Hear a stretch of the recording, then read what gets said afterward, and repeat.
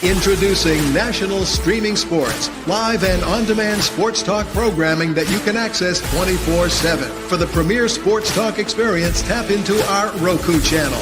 Start your mornings with Mac and Jack covering all the weekend sports action.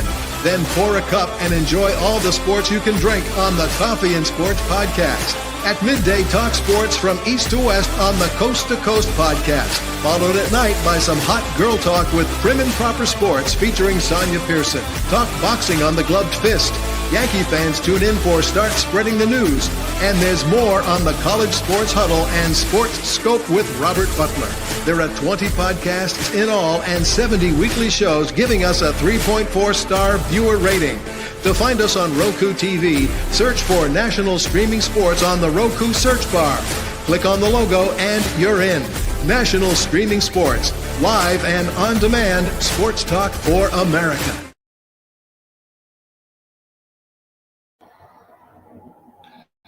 National Streaming Sports is brought to you in part by BetUs.com, designed for true fans. NFL odds, Week 1 and futures. College football odds, including Heisman Trophy favorites and playoff odds. NBA odds of division winners and playoffs. Major League Baseball playoff and World Series odds. The National Hockey League Conference playoffs and Stanley Cup odds. And boxing wagers. Betting opportunities include versus the spreads and outright winners. Also, during the game. Use our link on our website, nessp.info,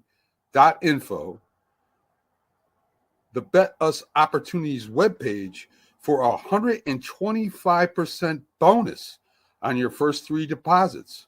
Must be 21 years old, and remember, bet responsibly.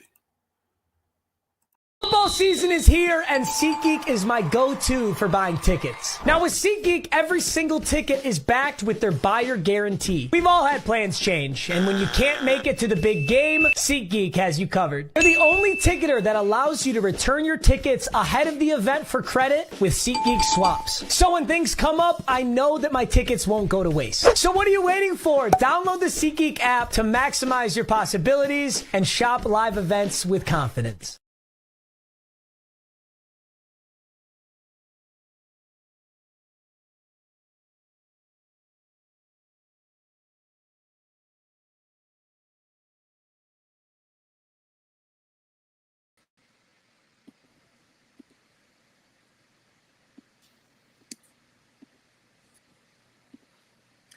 Good evening and welcome to another edition of National Streaming Sports, the midweek show. I hope everybody's doing well. I am your co-host tonight, sitting in for Mac and Linda. Shout out to the Roku channel production team. Mac, we miss you. We hope you get better soon. And download the Roku app. All 12,615 of you all who have supported us so graciously, we appreciate you. I'm joined by Jay Train, the Louisiana native and New Orleans Saint and LSU Tigers and all things Louisiana fan. To my right is Mike Tipton from the Tipton Point Cowboys. Anything Texas except Houston, Texas, that is.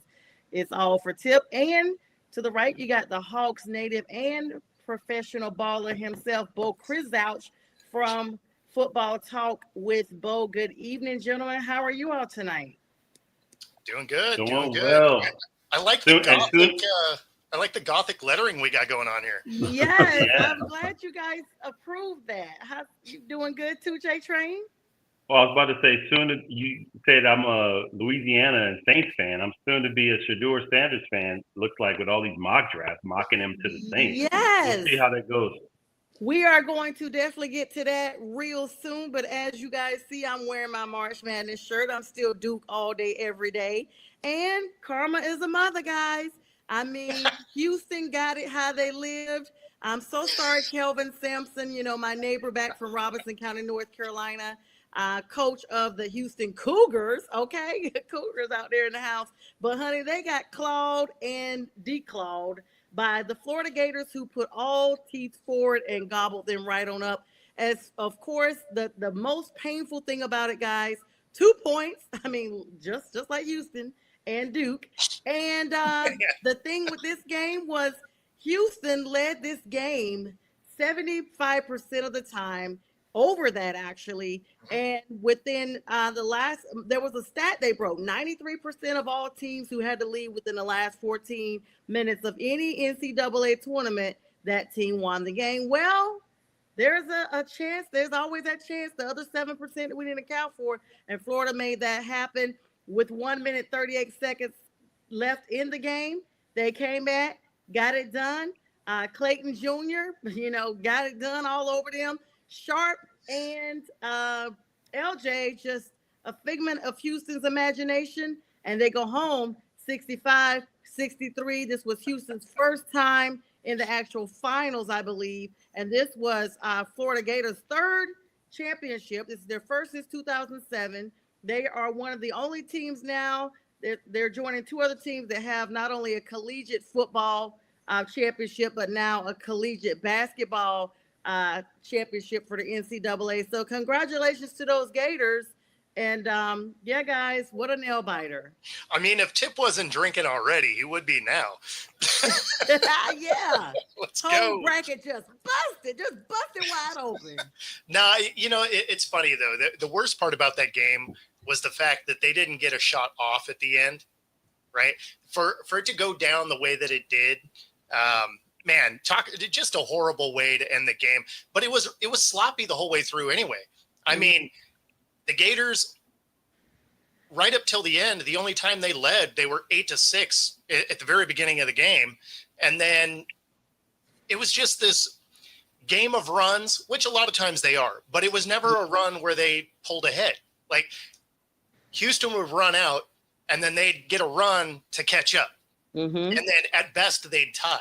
So, I mean, really, you thought the Gators were going to ultimately lose when they were losing the turnover battle 12-4 and Love it. halfway through the second half.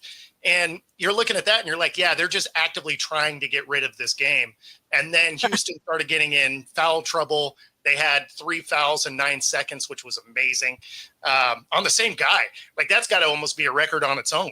Yes. But yeah, it was just a very weird ending to the game. Mostly because they just couldn't get a shot off. Like in that scenario, just heave the thing up because nobody knows that you're dropping the ball. So none of your teammates are around to make a play on it. Everybody was turning like you were going to shoot. So at least give them the opportunity to go get a rebound. You dumping the ball like that, nobody's even aware. You lose 3-4 seconds when there's only 15, 20 seconds left. Mm-hmm. Rough. So I don't know. It's just a weird game to watch. And I think the more frustrating thing, like you said, like you can't get a shot off. But if you look, even whenever he jumps in the air, there's still 5 seconds left. That ball was bouncing around for 4 seconds. The Houston Cougars got the ball with 19 seconds left. This was the play you came up with. This is what you drew up. Exactly. He couldn't finish his commitment, and that's why I said Houston got it how they live. Because look how they did Duke. Duke couldn't even inbound. The last 2 possessions, Duke could not inbound. That's why I was like, you got it how you live. Well, and that was good defense on Houston though when the inbound. Exactly. It was, But- and it was good defense. But at the same time, the guy should have just shot the ball. He If that's, should. I mean, and that's what makes it interesting is that Houston had great plays at the end of the game in the Final Four and the Elite Eight. They had coaching matters, but they got out coached at the end. I mean, I don't understand the player that didn't shoot the ball. If you get blocked, you have an opportunity to go get the ball or inbound again. And if the ball goes out of bounds and maybe 1 or 2 seconds, you can shoot again. You have another shot. But just standing there with the ball bouncing and no one sees what's going on, that's crazy.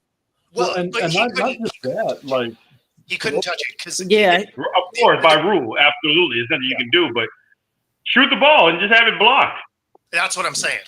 And that's the thing too, is like even if it's blocked, that's one of the that's not even worst case scenario. We saw worst case scenario. Throw it up, maybe you hit the backboard, one of your teammates can get it, put it in for 2, you go to overtime.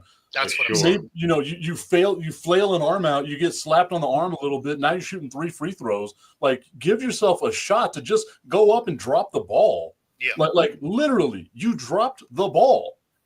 We don't see that. Right? We don't see that happen in like actuality, right? Like this is he drops the ball. This is how they lose the game. There was a point there though where I think it was like with about 5 minutes left, right? That's when Houston starts getting all the fouls, like all that stuff. You felt the momentum shift, and Florida quickened the pace of that game up. And the second Florida quickened the pace of the game up, you knew Houston was going to lose. And Sonia, you had like a great stat there: 93% of the time, if you have a lead, you're going to win it. How many times do we see Florida be down and come back and win these games? Absolutely. What they did to Texas Tech, what they did to Houston, they do what they needed to do at the biggest moment possible. What sucks about it, though, is that how different could that game have been if it was Duke that was in there, right? Like, that's going to be the what if. How much fun that game would have been. That's all I could say. And I didn't want to say that because, I'm partial. But I was like, if Duke had been there, Duke would have been prepared for this moment. I had Duke and Florida going to the championship game with Duke winning it all. I think what happened was at that moment that this guy couldn't commit for this, for this transitioning of this ball. I think the moment got too big and he got absorbed by this moment. This whole game was on you and your mind just went berserk and you just could not commit. The only thing that would make it make sense at all is if he thought he had a guy that was trying to set a screen, because then he would have been right there, right? The problem is even if the guy was right there, he would have been watching for the rebound, not for him to drop the ball. Because if you have a player that's watching your guy shoot, that dude is getting lit up in a film room after any game he did it in, because they're like, why aren't you trying to make a play? Yeah, he was sitting there waiting for the ball. Good. Yeah, he was sitting there waiting for that play to play out. And the thing that's really crazy is this was Emmanuel Sharp. He was one of their star players going into this game. And, him and Cryer, LJ Cryer, they were banking on those two dudes to carry the game. Of course, Cryer had 18, 19 points, I think it was. Sharp did not. He only had like 8 points in this game.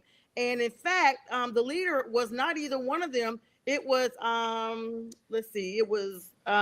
Roberts, Jay Roberts. He actually had more playing time, but Cryer had the 19 points. Sharp only had 8.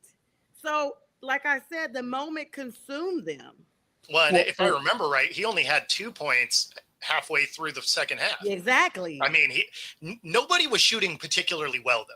So the way that this thing was designed, where it looked like it was going to be him taking that last shot, try and put him ahead, I wouldn't have wanted that play drawn up anyway. You guys haven't been hitting shots consistently all game. I would have wanted the opportunity to get a rebound. Well, I think Florida took them out of their element, right? And like, we got to give props to Florida's defense, because Florida played some amazing defense late in the game. But you got to look, right? Like, Sharp catches the ball. That's what, a 33-foot jumper that he's trying to like nail right there. There was still 5 seconds left. I feel like you had a couple of passes left in you where you could have probably gotten to the bucket and gotten a better shot. For that to be it, like, it's just such a mental breakdown from a player that in the tournament had a great tournament. It's just that's all anyone's going to remember is you go into your shooting motion and you just do this, and that's going to be the memory of this Final Four of this championship is you doing that. And that's almost comparable. That's almost comparable to the Fab Five, Chris Webber's timeout. I mean, I'd say of course that'll be part of his draft eval. I was worried about. Does he make good decisions? I was worried about Chenyula, who got that tech. That tech right there. If Florida had lost this game, when Chenyula ended up making it they had a tech and then another foul, so it was 4 points they could have put on the board. If Florida had lost this game, everybody would have been blaming that moment on the fact that Houston won, but. They were able to, and they put him out. They put him on the sidelines. They were like, listen, dude, you're doing tech fouls. And then there was another foul within that. And they basically had anybody could shoot and all that stuff. Had Florida lost this game, we would have been talking about that right now. Especially that tech where he spiked the ball. Yes, that's what I'm saying. He bounced it up out of anger. And they were like, okay, you already had the foul. The fact that you were angry about it and the ball went airbound, that's when you got the tech. That was crazy. That was crazy. I feel like the refs got to swallow the whistle in that one, man. You're in a championship game. There's so much emotion going on. Like it's understandable to be frustrated in that moment, right? So like I feel like for me, the refs need to swallow that whistle. But Houston also didn't do themselves any favors. They had a ton of free throws late in the game that they just didn't make. And I don't know what it is about college basketball. You got guys that shoot at like 90%, and then everyone else is shooting at like 52%. Yeah. And it's the ugliest free throw motions in the world. I get so frustrated by it because I'm just like, guys, it's a free throw. It's easy points. This is like Texas Tech loses games that way, just like they did to Florida. Florida beats Houston because Houston can't make free throws. Why are free throws not being something that we like focus on? How are you a college player and you're happy with a 50% free throw average? Both of these teams, their free throws were literally mirrored when you look at the stats of like the free throw percentages. It's crazy because when you do the breakdown, it was only like one difference in each category. Like I thought you were going to say their free throws were a miracle because it kind of was if it went in. That too. It was like, okay, they're like the Patrick Mahomes of the basketball because you just hurl and pray it goes in. Like, let me ask you guys this. I know people don't really say karma or whatever, but it came out that Hakeem Olajuwon was at the Duke versus Florida game. Duke versus Houston game. And when Houston won, he was, prevented from going on the court. And Kelvin Sampson knew he was there. Kelvin had invited him and a CBS reporter, Chad somebody, that basically they were part of the Houston culture and he wanted them to be there. And security was like, yeah, you don't got your media pass. We don't know you, dude. And I'm like, who don't know Hakeem Olajuwon? First off, how tall do you have to be for someone to assume you play basketball? Right. Especially when it's him. Yeah. That's another thing. I'm like, was that karma coming back again? You know what it was? That they did that Final Four was in San Antonio. That was a San Antonio Spurs fan still mad about what Hakeem Olajuwon did to David Robinson when he got him and jammed on him. That was payback for 1995. That's what that was. I'm guessing the security guy wasn't alive in 1995. That's what but I looked at the dude looked like he was alive in 95. They showed like him, at least a random security person in front of him. And the guy looked older than me. So, I mean, you got to look at it like this. If you're working in that type of atmosphere, you have to know who people are. You can't just blame ignorance like, oh, I wasn't alive when that happened. Listen, you work in a sports arena. It's your responsibility to do the research. I mean all the time we talk about. He's a Hall of Fame international basketball player. That really makes sense. Exactly. Right. Exactly. That being said, if that dude just got rolled over the coals for you don't let anybody in without a media pass, you're like, hey, you know what, Hakeem, love you, dude. No. Yeah, I mean, if that's the case, I ain't getting fired for you today. I mean, even NFL people are weighing in on this. JJ Watt has something to say about it. Like, this is really something, and they got the footage of the security keeping them out. So I don't know. Like, this is really trending. Jack didn't like that I talked about it really this morning. He said it really wasn't that important, but I'm like, it is important. But so the only thing I can say about it is, so say the security did their job. He didn't have the media pass, didn't let him in. He's just like, hey, you know what? No exceptions, not getting fired for you. Okay. I feel like that coach can probably see this 7-footer standing on the side trying to get on the court. Right. He invited him. That's what I'm saying. Kelvin Sampson. They said Kelvin Sampson invited him. Like, for me, that's not even on Kelvin Sampson. There has to be someone with the Houston's basketball team that's like, oh no, that's a key. First off, he's 7 feet tall. 50% of people that are 7 feet tall have played basketball in the NBA. Chances are he's probably a guy that played in the NBA. Maybe you should let the dude that's 7 feet tall onto the damn court because it means something. But like someone from Houston's organization, like their athletic director, just anybody should have been like, oh, hey, Hakeem. Yeah, let Hakeem in because you know who that is? That's Hakeem effing Olajuwon. And you don't know that he made history there. He's not just like an average player. He was part of the Houston culture. Like, they know him. Five slam a jam. And also, this is where speaking of Hakeem Olajuwon, I feel bad because he went to 2 Final Fours himself and didn't win. Yes. And for them to not win this one, I'm pretty sure he was like, and then to not be let on the court. That's that's like nail in the heart, man. That's terrible. Oh, and so I lived in Houston, so I was pulling for Houston a little bit. I lived in Houston for a short time. My dad was there. My sister and brothers were born there, and so cool. I lived for them. Yeah. So I was pulling for Houston, the Cougars, because I'm a huge Akeem Olajuwon fan. So did the Gators let him on? The Gators let him on after the fact. Because I'm going to tell you like this, guys.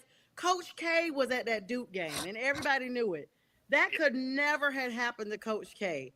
Coach K is Duke. Like, I don't care if you were not born, but he did just recently retire. So everybody that's been working now knows who he is. But I'm just saying, he was there. That's what I feel the difference is, right? Like Akeem's been retired for 22, 25 years almost. Like it's been a while since Akeem's been there. But nonetheless, he's 7 feet tall.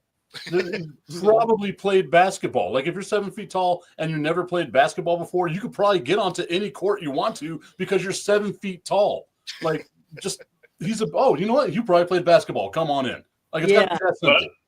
But I'm with you though, but someone in the Houston brass should have at least communicated this and allowed this man to come through just in case something like this were to happen. And obviously it did happen, and that's just stupid. That don't even make any sense.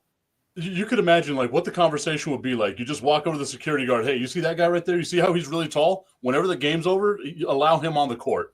Like it's that simple. And they were like, no, we're good. We're good. It's Akeem. People know Akeem. But I'm telling you, it was a San Antonio Spurs fan. He remembered him doing the dream shake to David Robinson, and he got his get back. That's what that was right there. Yep. And hello, Candy. It was ridiculous. Thanks for joining us.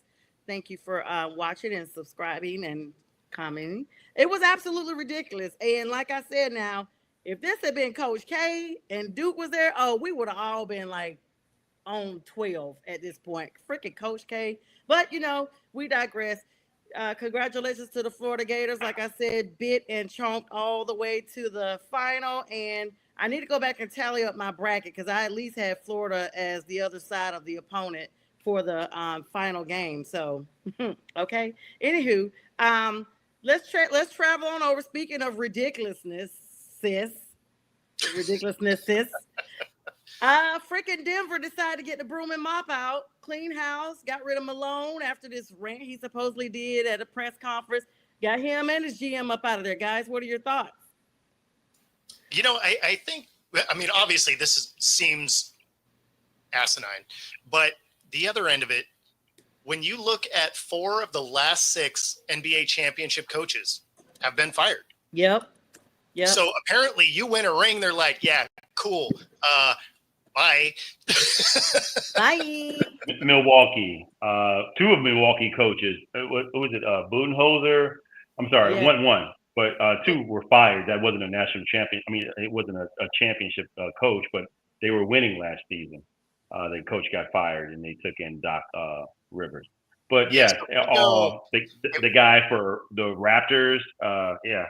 So if we go in order, 2019 winner, Nick Nurse, Raptors. Nurse. Gone, right? Yep. Then Frank Vogel, 2020, Lakers, gone. Budenholzer, 21, Bucks, gone. Steve Kerr managed to keep his job so far. And of course, Malone, now fired, 23 champ.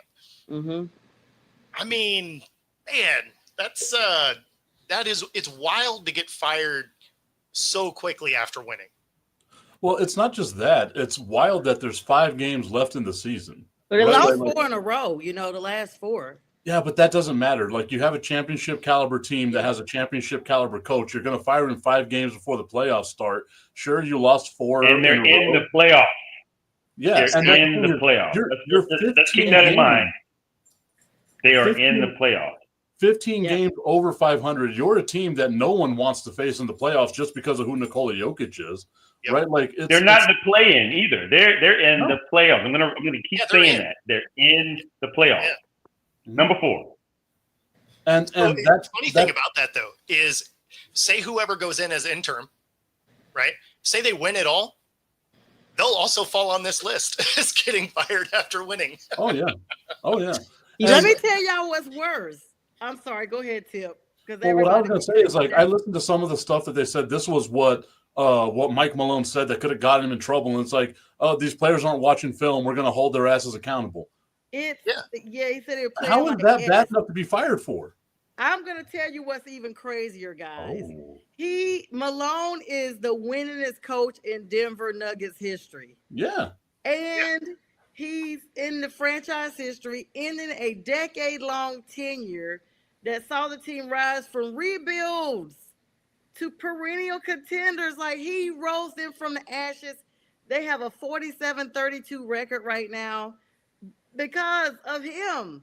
And people are speculating if Russell Westbrook had something to do with this because of the frustration that came out after this press conference. Well, so I have a friend who was a former president of a Major League Baseball team. And he had his share of people that he has fired in the past. And he always said this: whenever you had a GM, because Mike Malone didn't get along with the GM, whenever you have a GM and a coach that aren't getting along, as ownership, you have to choose a side, because you can't fire the GM and the coach at the same time and expect there to be some sort of like great relationship that's going to happen here. Yeah, what it looks like to me is Denver's about to punt on the season, right? Denver's being happy, like we're not going to win a championship this year, because there's no way that you can try to overcome this type of turmoil. It's horrible. And of course, now the interim coach is going to be, let's see, hang on, I just saw it, David Edelman. And we're like, who? David who?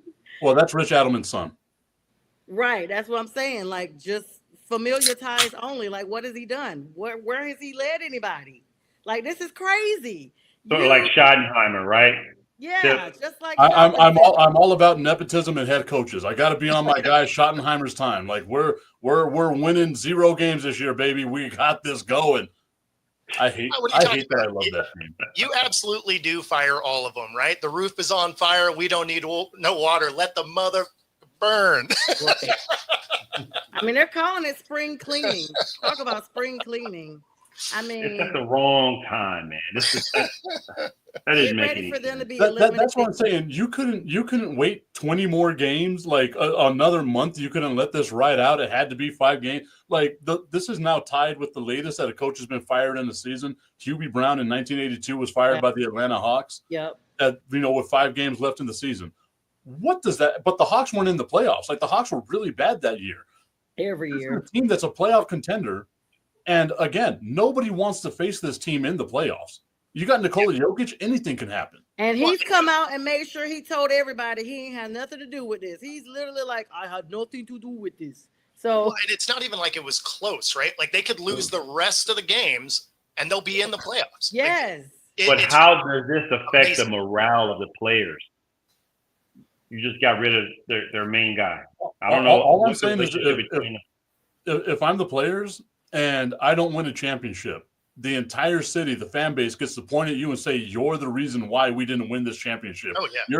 Your head coach 99% of the time is like a human shield, right? Like, oh, it could have been the coach. The way that we always see it starts with firing the GM, then it starts with firing the coach, and then we start trading off players. Well, hell, you fired both of them at the same time. What the hell are you doing? Well, when you look at the background on it, they've given 5 reasons behind Calvin Booth being moved on. First, they extended Zeke Nananji's contract for 4 more years for $32 million. Some under the collective old bargaining that they had, making $8 million made for a valuable trade chip. Go into all of that. Then they offered guaranteed contracts to rookies who never or rarely played. Like, they were spending money like, you get a contract, you get a contract, you get a contract. I mean, ever since the summer of 2022, this is what they've been doing. This has had a big impact on everything. And then, of course, everything that happened with Reggie Jackson after the title game. From 2023 on, there's been a whole bunch of stuff going on with that. He was mostly fine but inconsistent and ran out of gas late as the Nuggets relied on him with injuries to Jamal Murray. And then a few weeks later, he picked up his option and Booth shipped him out of town with 3 second-round picks. So you think about that going on. And then they paid too much for Deron Holmes II. Like, they gave this dude, moved 6 picks for him. And the fact is, they lost because of injury he had during the summer league. I mean, there was a lot of that. Then, of course, the signing of Dario Saric to the taxpayer mid-level exception. I mean, it looks like this was all a whole bunch of financial issues that boiled over to misguided information, mismanagement, and it just caused turmoil across the board. But we can say that like salaries in the NBA are like that, right? Bronny James is making $7 million this year. Right. He ain't worth $7 million.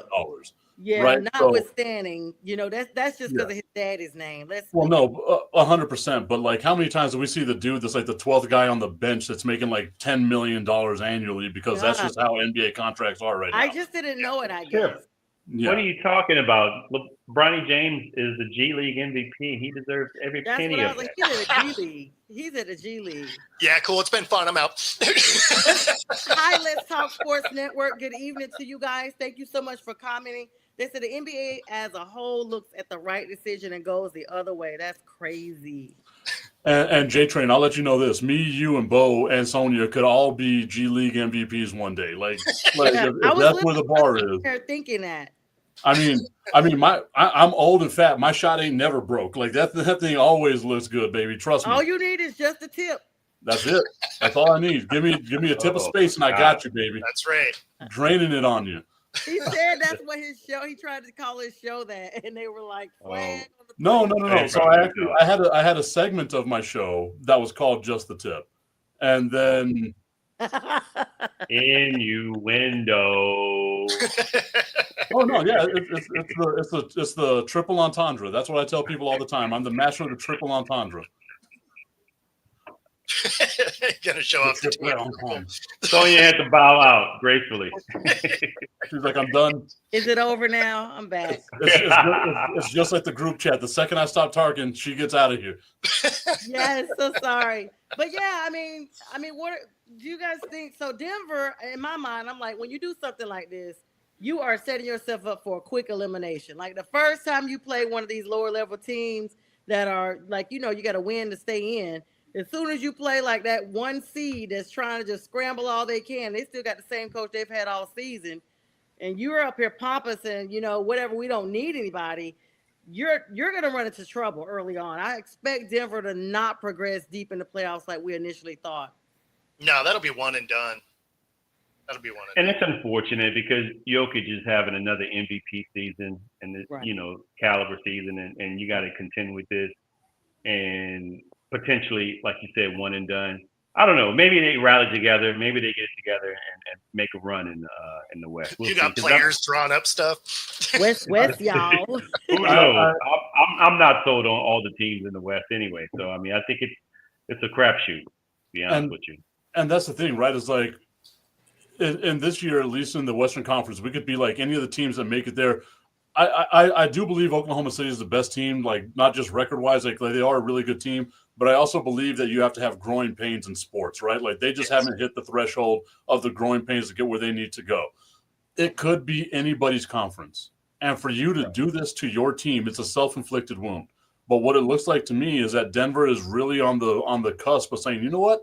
We're good with having Jokic. We won a championship with him. Let's go ahead and ship off some contracts and let's begin that rebuild and start trying to retool and do all the things that we have to do. Because if you're going to get rid of the coach and you're going to be this public about it, the coach and the GM, we're talking about huge positions that you need on a basketball court. Yep. If you get rid of those positions, it's not a good look for your franchise. Now you have the excuse of we didn't win a championship this year. We had all the pieces here. We don't have a championship. Now let's move them out because we've been paying so much in luxury tax on it, et cetera, et cetera. Yeah, but it's like they got the shotgun, looking at their foot like, man, there's too many toes on there.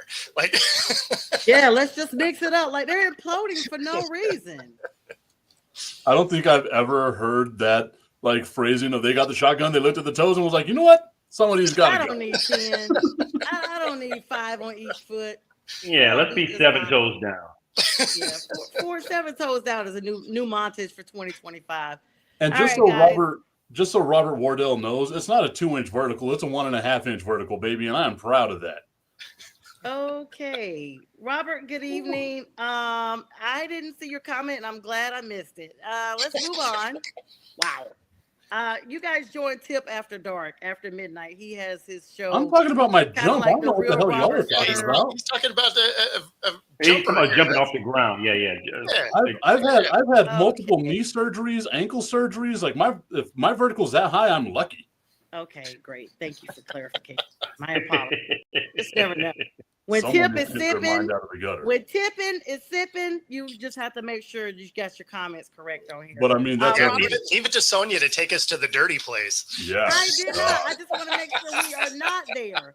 You're the one who brought up the just the tip thing. Like we got to remember this. You're the one that brought that up. And he's tripping.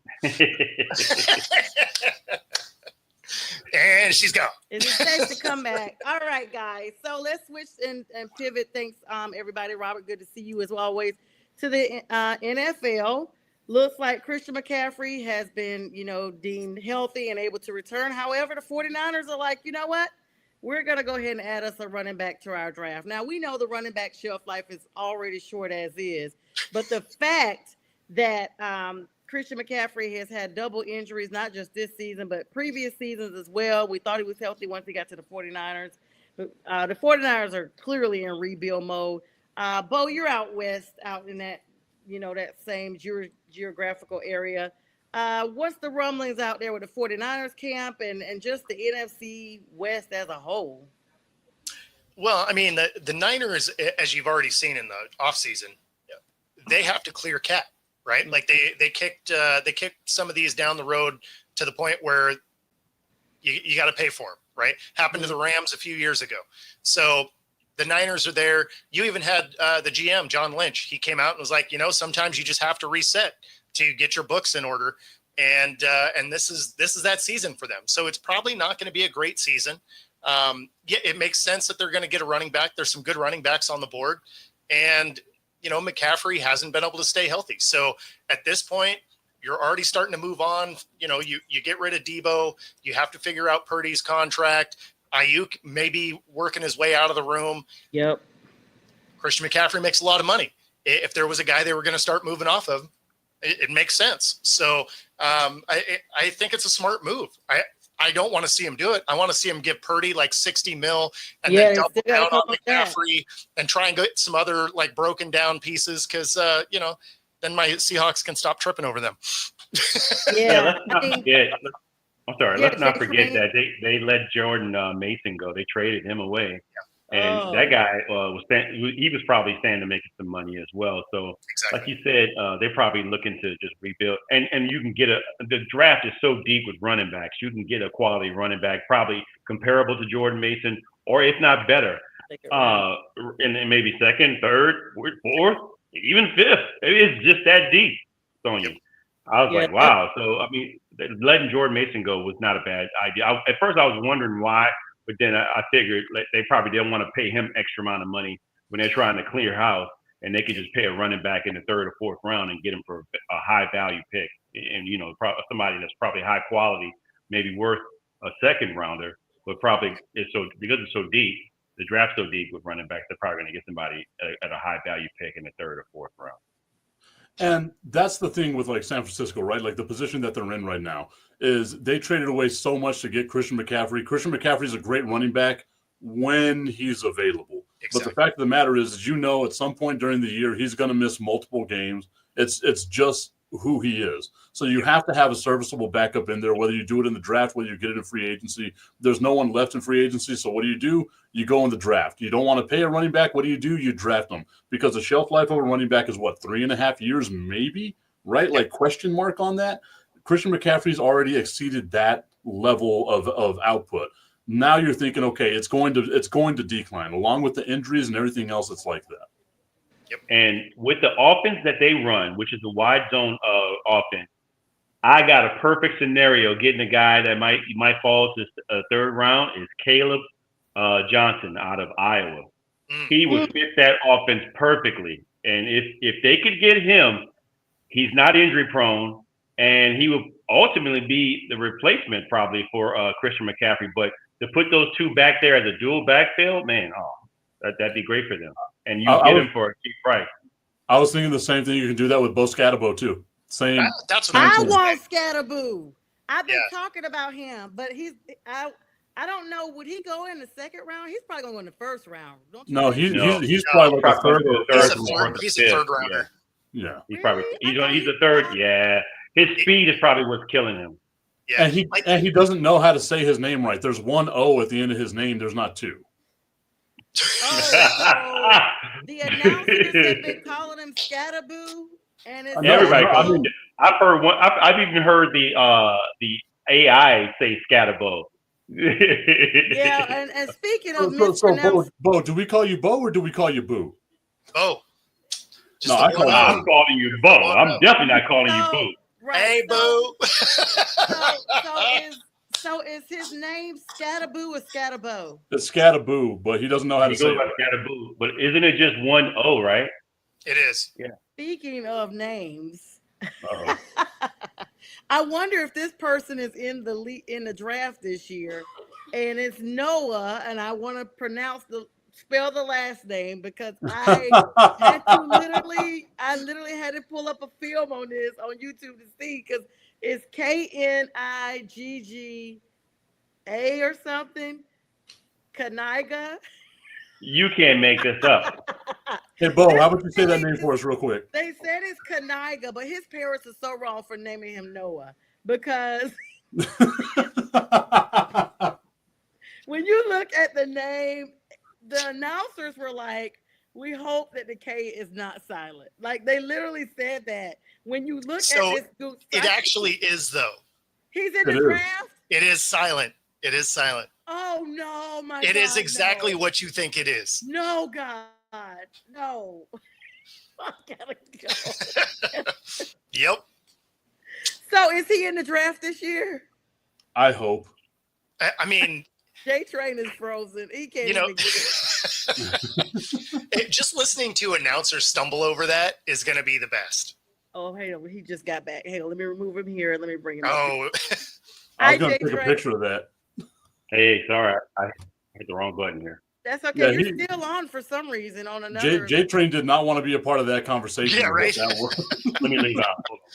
Tapping out. So Robert says we'll just have to deal with those Rams this year, Bo. My feelings is they win the division. And he said, boo, needs 2 O's. So let's go back to this. Is Noah in this draft, guys? I don't even know if I want to type that into my computer right now. So yeah, I'm pretty sure that's the incognito. Yeah, as Siri, she's like Noah Knigga. Noah Knigga. That's a great name though. That's one of the greatest names. Like you would think that that's a fake name for like a rapper somewhere. Oh, that is no such question. A great name. No question. So he's not. Is he in the draft this year? I can't wait for them to call his name. I am looking at it right now. Let me see. Man, he's going to be an undrafted free agent at that point. They're going to look at the card and be like, you know what? Never mind. No. Nobody wants to. Yeah, nobody wants to say his name. And so he is not draft eligible until next year. Oh yeah, he's only 18, guys. He plays with the Lawrenceburg Tigers. Well, actually, that's him from high school. My bad. Sometimes you got to know a guy. You got to know a guy. Noah. Let's see. I hope that he makes it to the NFL and he makes it to the Hall of Fame. Yes. Oh my gosh, guys! Because we would have he's in Lawrenceburg, Indiana, and he did sign with the Eastern Michigan Eagles. But yeah, can you imagine going to school with that guy? Oh my gosh. I think it'd be hilarious. Robert says maybe he changes his name to something like he hates. I don't know about that. I mean, there's so many ways we could go with that. But his name is perfect. He does not need to do anything to his name. His name is perfect. I want a 20-year career so that we can hear NFL commentators for the next 20 years just stumbling over this name. You know the best part is that like super racist dude is gonna pop off his lips like nothing. Oh yeah. Oh, he can't wait. He can't wait. Chris Collinsworth is gonna do a few extra years just so he can say it. Yeah, we got Noah Knigga here, but you guys know how to say it. There's someone in Jacksonville. Every time they play, they're gonna have to do a disclaimer before the game. Kind of like you guys remember when Dennis Rodman was playing and he kept changing his name and stuff like that. And then Ron Artest was like Meta World Peace. You guys remember when I almost don't want to say this. Let me fact check it before I say it. Hang on, because this might not be right. Well, what I was going to say is there's going to be a fan base in Jacksonville that's going to love whenever he comes in on the opposing side. That's going to be the case. Carolina. Yes. Yes. Oh, Carolina. Sonia, Carolina had a running back that played in the XFL that changed his name to He Hate Me. Remember that guy? What? Yeah, well, that's what Rob was commenting on. Yeah. Rod Smart. Okay, this is true. This is true. So you guys remember when Dennis Rodman changed his name to Orgasm? Oh no, I don't remember that one. In 1997, I double checked it before I said it. I was like, I can remember it coming to for the Pistons, number 5, Orgasm. Oh, that's amazing. Yeah, man, I wish I could have been the announcer at that point. I should have been the announcer. I think he was already out of the league when he changed it because he had already changed it one time to something else, and then he changed it after he released his book Walk on the Wild Side as part of his larger attention-grabbing persona. You know, he wore the wedding dress and all this stuff around that time that he just kind of got really out there. It was great being here in Texas with him being a Spur at the time, because you had Avery Johnson and David Robinson, who are these super religious guys, having to deal with Dennis Rodman and the crazy that was going with that. And it was so much fun to read those stories, man. Imagine the stadium chant, right? Yeah. When Noah runs in, if he's like a Pro Bowl caliber guy, right? Because it's usually a last name. You got 60,000 fans. Yes. I'm like, there's going to be. Who gets to start that chant? I think you're going to hear crickets, though. You're going to hear crickets because everybody's not going to say. On regular TV now, they say GD and D and P and stuff like that like it's nothing. So by the time Noah gets into the league, just imagine that to be a regular word, just like everything else. Because that's how we're going. You know, whenever he starts coming out and the crowd is chanting his name, there's going to be that one white guy that's really doing it, and he's going to become an internet sensation. You guys ever seen White Chicks? Yes. You know when the guys are in the car, they were like, "What?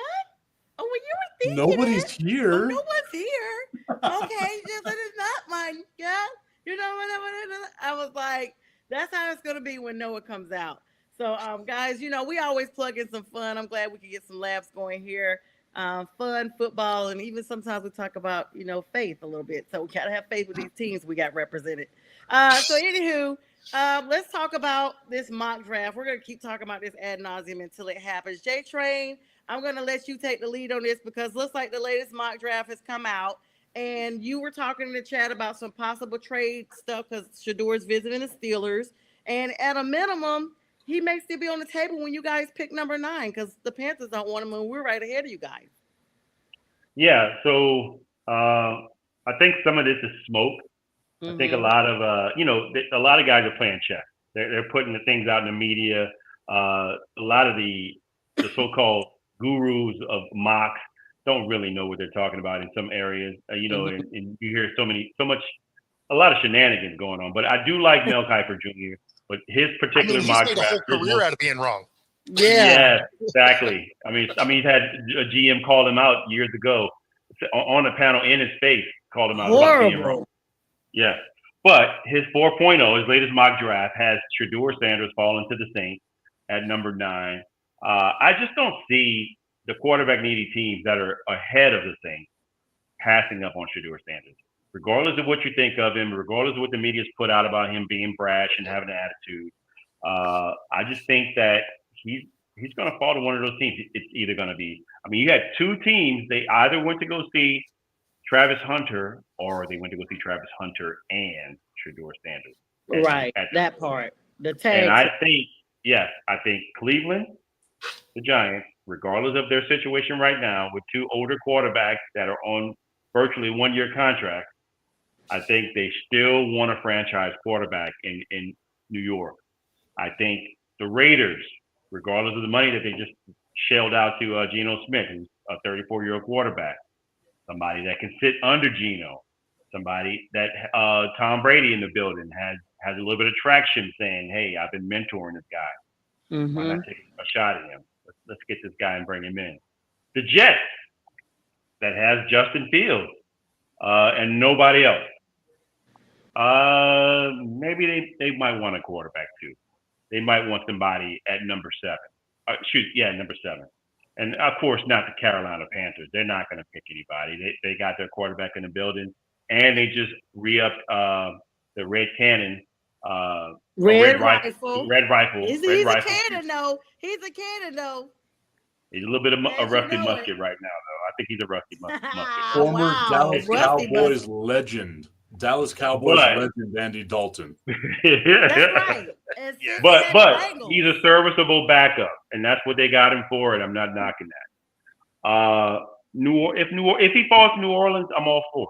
Just so you hear from me, I'm all for it. Oh. But if the Saints can trade and get out of number 9 and get more value picks with the Steelers, I'm all for it. Get a second. Get maybe a third or fourth, and maybe another first next year. Man, let's have at it. I can deal with that, and get a quarterback late. The thing is I don't think he gets past the Browns. About a month ago, I thought he could fall all the way to the Saints because of the way that teams were, and the fact that his dad was like, "Oh yeah, we'll do some of that Eli Manning stuff, and we're not going to send him to teams we don't want him to." But then he came out this last week and was like, yeah, the Browns are acceptable. So prior to that, I looked at it as, yeah, I mean, the Browns, they don't get them. The Giants don't because of their situation now. The Jets, I figured, with Fields, Raiders, with Geno, right? Like they just paid a guy that, they want to see how they work out. So in that scenario, he could have fallen to the Saints. But now that it sounds like the Browns aren't a problem, that's probably where he lands, because what's the one thing the Browns desperately need? Because the rest of the roster actually isn't terrible. As a quarterback. Yeah. What's up, TC? How you doing? I'm not saying the roster is amazing. I'm just saying you can win with the roster they have. So you need a quarterback. Now, is Shedeur that guy? I mean, if he goes to the Browns, probably not, because it's the Browns and they ruin quarterbacks. But I mean, at the end of the day, they have a guy that they're paying a ton of money to, and they got to get somebody in there that's free, right? Because they're going to be paying Deshaun for a while. Oh, God. So having a rookie quarterback where you still have a decent running back, you still have a good defense. I mean, you have pieces on that team. So, yeah, I mean, I could see him being a Brown, whereas, a week and a half ago, I would have said absolutely not, just based on everything they said all off season leading up to that. Well, Deion came out talking about he just gracious and everything. And I know that you, hang on. Somebody just messaged me. Oh, hi, Carranza. He's like, hello. And it's Carranza Sonia before my last name gets butchered. And and my name is Sonja, not Sony. But thanks so much, Mr. Tony Carranza. I know you get ready to say something, Tip, but real quick, I want to make sure you guys also plug in, like after your comment, Tip. What do the Browns do with Deshaun? Like, seriously. But go ahead with your comment, and then I want you guys to chime in on that because it kind of pivots to what you guys were talking about. So I feel like you got to look at Shedeur, right? Like, what team do you want to go to? The Giants are bad. I still think Cleveland is bad. Out of all the situations that are there, and if you're visiting Pittsburgh, maybe Pittsburgh's going to put up a package to draft in that top 3, right? Like, you can send a package over to the Giants and say, look, we're going to get this guy. You're more than likely not going to do it with Cleveland, even though you have a history of Cleveland messing up a bunch of draft picks. You're not going to do that, right? So you can find a way. And let's be honest, Tennessee also has been out there as trading the number 1 overall pick. So Pittsburgh trading to Tennessee wouldn't be so far out of mind. As far as Shedeur goes, the best situation for him would be Pittsburgh, because you have George Pickens, you have DK Metcalf, you have a pretty decent offensive line, you've got a pretty solid defense. That's the best team that he can go to. If I'm all these other teams, if I'm the Jets, if I'm the Browns, if I'm Tennessee, if I'm the Giants, there's so many holes there that a quarterback doesn't fix, that a quarterback isn't going to help out at either. So he go to Pittsburgh and they're getting ready to sign Aaron Rodgers, like what, today or tomorrow? Is it today? Did he go on the Pat McAfee show today? Today was supposed to be the day it was released. What happened with that? Let me look. So every day is supposed to have been the day it was released. They've been saying, Pags told us April 9th. You know, Pags knows everything. But the date has moved a couple of times. Oh my! And that's the thing with Aaron Rodgers, right? That's the thing with Aaron Rodgers. Even if you do sign Aaron Rodgers, you still need someone that's going to take over after him. Shedeur Sanders, if you give him those weapons, that's the best place for him to land. That would be a fantastic situation for him personally for the best growth as a quarterback. They need to go ahead and send Aaron Rodgers Kaniga butt home. That's what they need to do. Go ahead and send that Kaniga home. I'm sick of him. I mean, this is the song. Like, he acts like the world owes him something. Dude, you have not won nothing. Like, yeah, but they let him do that. That's the thing. Like, they give him leverage that doesn't make sense. Yeah, Mike Tomlin must be about to leave because Mike Tomlin usually has a little bit more control of folks than what's going on right now. Well, I think Pittsburgh meeting up with Shedeur Sanders says that there might be a possibility that they're done with all this Aaron Rodgers mess. He's already lost that. I hope they send him home. Like, make him sit down and get some humbleness about himself. And then as far as what Cleveland can do with Deshaun Watson, you married that dude. Just stuck with him until the end of that contract. You can't move on from it. 2027? It's 2 more years. You're done. Well, let's not forget that Jim Haslett came out and said that we swung and took a big swing and missed. Yeah. You know, so I mean that speaks volumes in where they want to go. I think they like a one night stand with a stripper. You're stuck. You're stuck. Yeah, but I mean, Anthony Edwards would be stuck. Are they stuck? I mean, I don't know. The kid. Let me put in there that this stripper gets a kid. You're stuck. No, it's not really like a kid because you're not stuck with him forever, right? Like they did the extension. They did the extension to lessen the money, so it's more like they gave him something that he needs a shot for. Like, it's gonna go away. It's just gonna take a minute. Yeah, like that.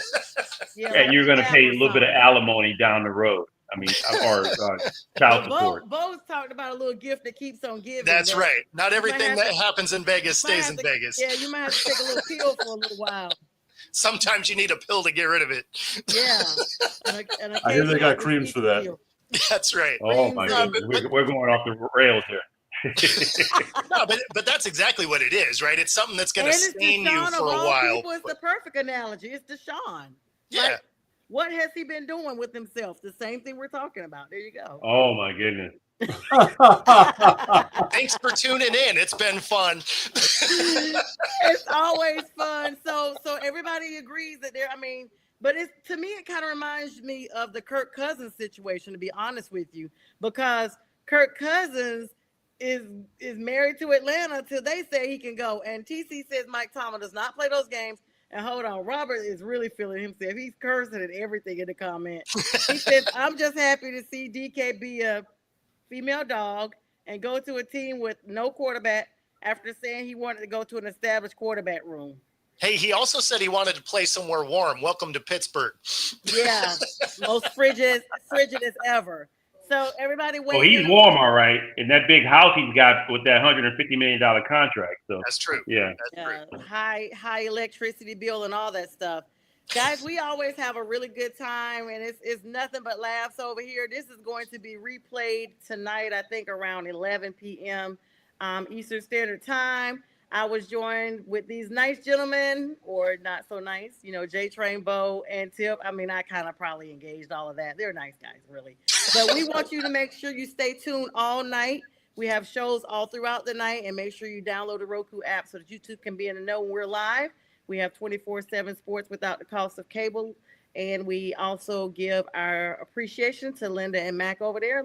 Mac, continue to rest up. And for now, we're going to sign off. Keith Engel will be on. What's going on, Miss Feather Freebird? That's Bo's mom. Thank you so much. She said, Bo, I can't believe your mom was watching this show and put up with our nonsense. She was like, I'm going to stop commenting until the end. Oh, no. You know, she popped on right at the end. She was just like, yeah, I know this Land of Misfit Toys. I'm not doing this. I love it. Thank you so much for joining us as always.